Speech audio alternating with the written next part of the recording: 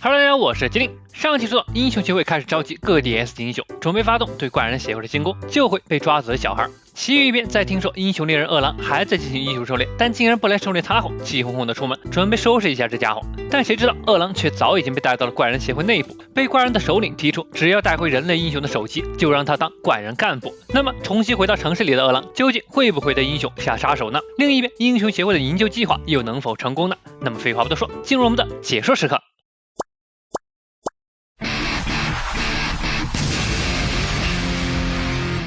大家看看英雄协会的狼狈样，人类没有胜算，我们应该投降。前一阵子怪人协会对城市的入侵，不仅仅造成了城市的破坏，也让人类社会发生了动摇，各地都出现了市民游行，甚至还出现了怪人崇拜党，举旗号召要定期为怪人献上活祭品，才能免除被杀的命运。这不正巧，一个路人表示崇拜怪人还不如死了算了。话音刚落，那名领头人一声令下，就要把他抓来当活祭品。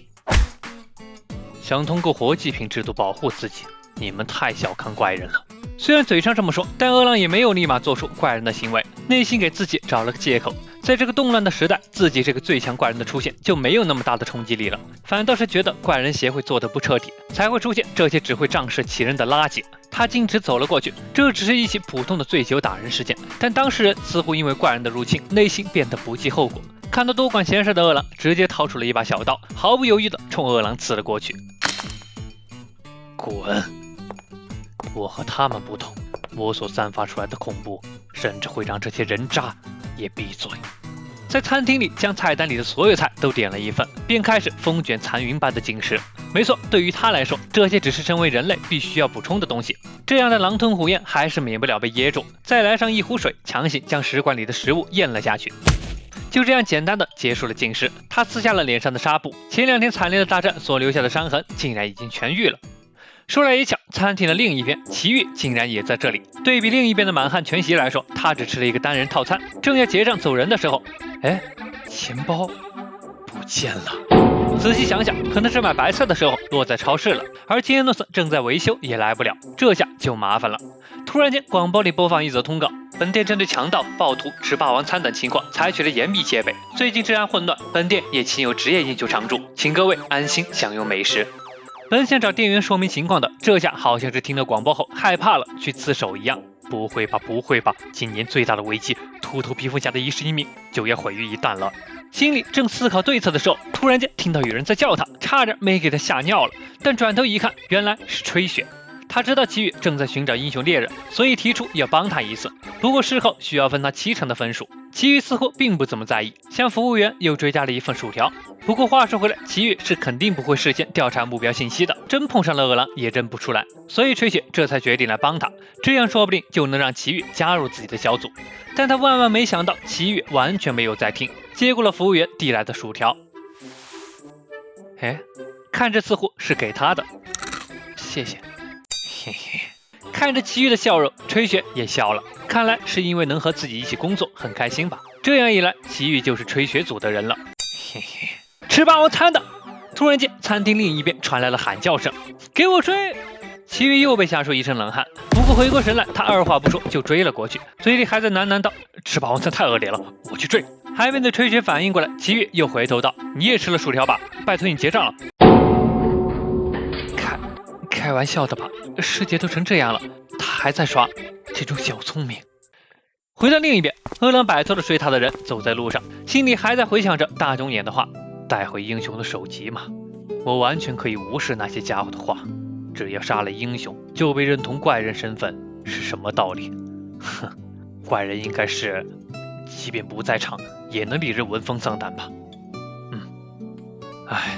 无所谓了。想到这儿，不远处一帮小孩的吵闹声吸引住了他，走近一看，竟然又是那个小屁孩。看着他身边的小孩都在嘲笑他，扔石头砸他，说他是怪人丑八怪。饿狼深吸一口气，一声怒吼，将一群小孩都吓跑了。哟，一天之内遇到2次，也算是奇遇了吧。比利兄也认出了饿狼，原来是早上挡在自己身前的那个叔叔。我不是叔叔，我才18岁。这一嗓子又吓到了他。快回家吧，太阳也下山了，一会儿可能又会出现怪人什么的。看着饿狼的背影，鼻涕兄抽泣着说：叔叔对不起，我中午的时候跑掉了。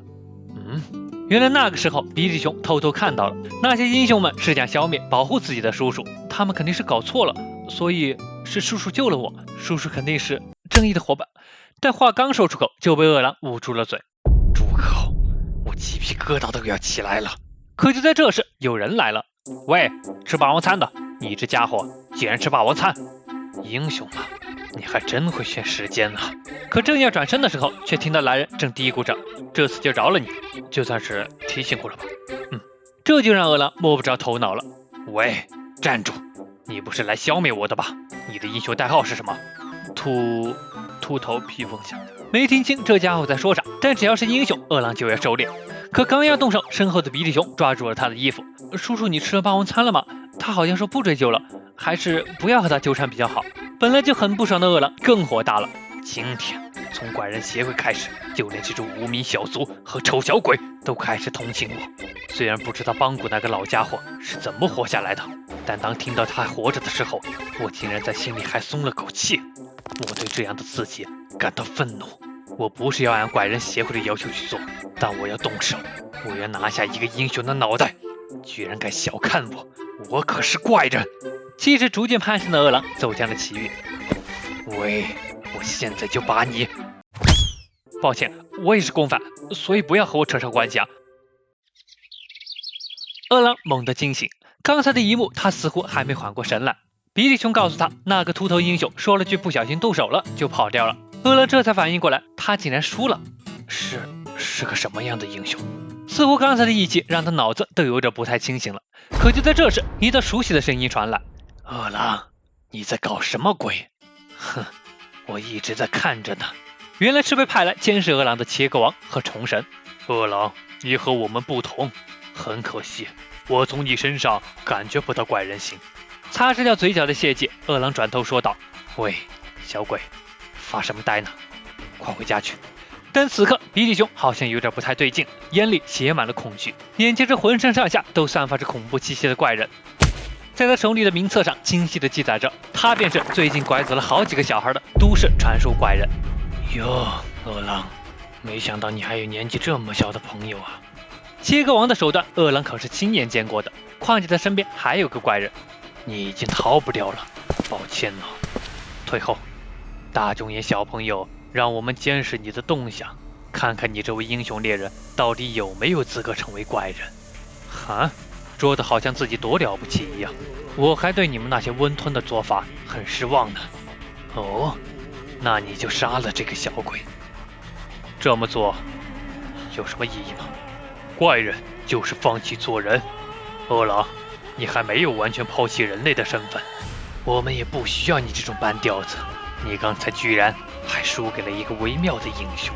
饿狼的脸色越来越难看。刚刚我已经说过了，臭小鬼，快回家。但比利熊已经被吓得失禁，腿一直颤抖着站不起来。蠢货，不要以为你这样站不起来就会有人伸出援手，没有人会来救你。这种东西是救不了你的，只有你自己强大起来才能保护自己。看着比利熊的样子，就好像看到了曾经的自己，他便是一步步变强，才能掌握自己的命运。一通训斥果然让比利熊拿出了浑身劲儿站了起来。但这时切割王一刀便刺了过来，目标正是比利熊。饿狼左手一抬，右手一按，稳稳地接住了刀。切割王还没反应过来，就被他整个人拖到了半空中，一个侧踢踹在切割王肚子上，直接给踹飞了出去。这种伤还奈何不了他，毕竟他可不是人类。饿狼让比利熊赶紧跑，这种站位他已经可以拦住他们了。没救了，你已经与我们为敌了。自称英雄猎人，却一个人都没有杀过，果然不出我所料，你这个软弱的家伙。没有了顾虑，饿狼摆好了姿态，做好了大战一番的准备。我讨厌你们的态度。战斗一触即发。打搅了，我有个问题想问。我冥想的时候本来不想被打扰，算了，什么问题你说吧。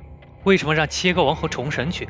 如果只是观察的话，不需要派出2支武斗派去吧？为什么？或许他们相信很合哦。说笑了，他们不可能按照命令行事，一定会杀了饿狼。特别是切割王，他可是个世间少有的快乐杀人狂，连怪人都不会接近他。正因为如此，我才让他去。对犹豫不决的饿狼来说，这是一次试炼。首先必须要他遍体鳞伤。我很期待亲自体会到怪人的饿狼会发生怎样的变化。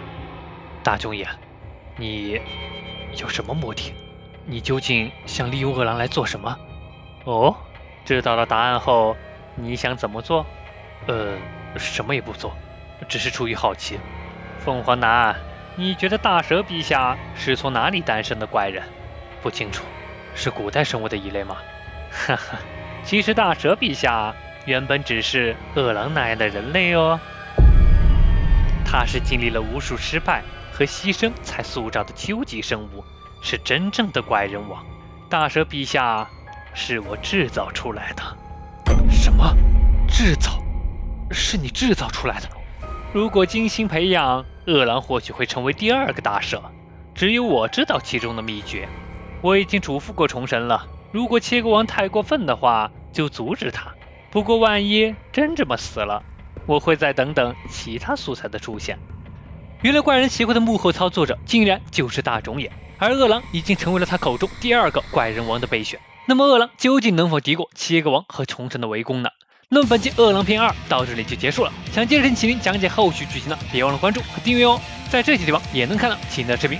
那么本期视频到这里就结束了，我是麒麟，我们下期再见。